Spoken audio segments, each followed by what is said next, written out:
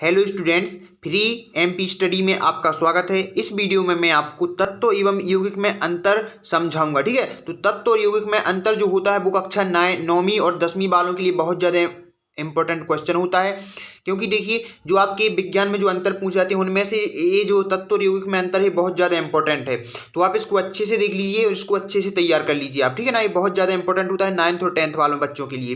तो देखिए तत्व को इंग्लिश में क्या बोलते हैं, एलिमेंट, और यौगिक को इंग्लिश में क्या बोलते हैं, कंपाउंड। देखिए इसके पहले मैंने एक वीडियो अपलोड किया है, उसमें मैंने तत्व, यौगिक और मिश्रण सभी की परिभाषा और उसमें उदाहरण बताए हैं। तो आप उस वीडियो को अच्छे से देख लीजिए। अगर आप उस कॉन्सेप्ट को क्लियर कर लेंगे, उसकी परिभाषा अच्छे से याद हो जाएगी आपको, तो जो तत्व यौगिक में अंतर, यौगिक मिश्रण में अंतर, जो भी इन तीनों में आप अच्छे से अंतर समझ पाएंगे और इस कॉन्सेप्ट को आप अच्छे से समझ पाएंगे। ठीक है, तो सबसे पहले तो अगर चैनल पर नया है तो चैनल को सब्सक्राइब कर लीजिए, साथ में बेल आइकन को भी प्रेस कर दीजिए। ठीक है, तो देखिए तत्व और यौगिक में हम परिभाषा वो देख लेते हैं अंतर। ठीक है, तत्व और यौगिक में अंतर देख लेते हैं हम। देखिए हमारा जो तत्व और यौगिक में जो अंतर है, देख लीजिए।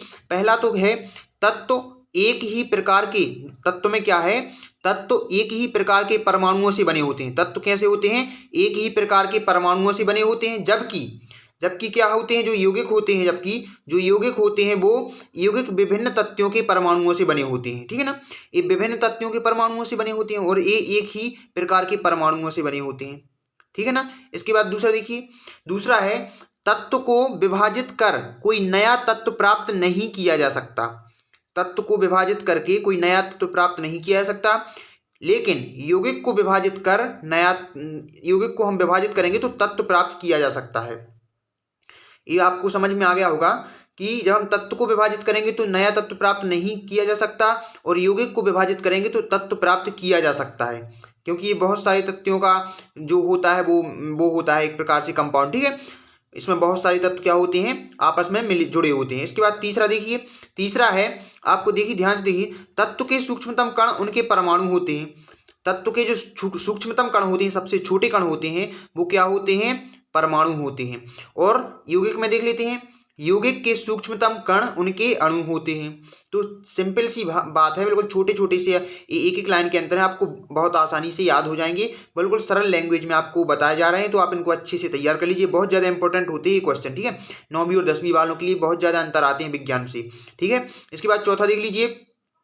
चौथा जो तो हमारा तत्व में है, ज्ञात तत्वों की संख्या 114 है और यौगिक लाखों की संख्या में उपलब्ध हैं।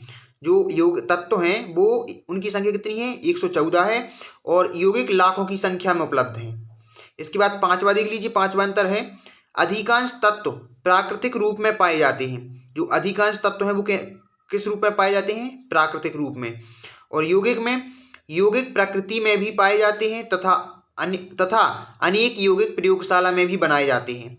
तो यौगिक कहाँ, प्रकृति में भी पाए जाते हैं तथा अनेक यौगिक प्रयोगशाला में भी बनाए जाते हैं। तो ये हो गए क्या, तत्व और यौगिक में अंतर। इसके बाद एक और वीडियो बनाऊंगा मैं, जो मैं अपलोड कर दूंगा, तो उसमें मैं आपको यौगिक और मिश्रण में अंतर बताऊंगा।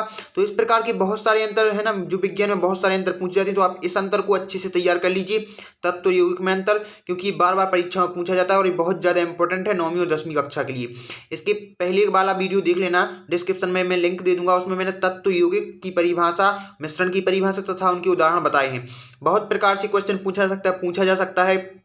तत्व की परिभाषा लिखिए तथा तत्व की परिभाषा लिखिए, 2 उदाहरण लिखिए, 2 नंबर का क्वेश्चन पूछ लेंगे।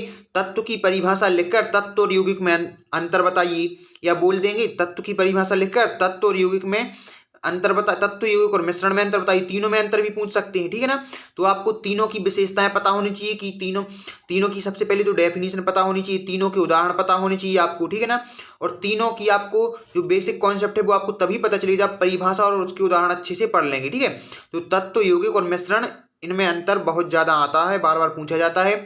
तो आप तत्व, यौगिक और मिश्रण में अंतर को आप अच्छे से तैयार कर लेंगे। तो देखिए इस वीडियो में मैंने आपको तत्व और यौगिक में अंतर बताया है। इसके बाद एक और वीडियो में अपलोड करूंगा, उसमें मैं यौगिक और मिश्रण में अंतर बताऊंगा। तो चैनल को सब्सक्राइब कर लीजिए और बेल आइकन को प्रेस कर दीजिए, ताकि जब भी मैं वो वीडियो अपलोड करूं उसका नोटिफिकेशन आपको तुरंत मिल जाए। Thank you.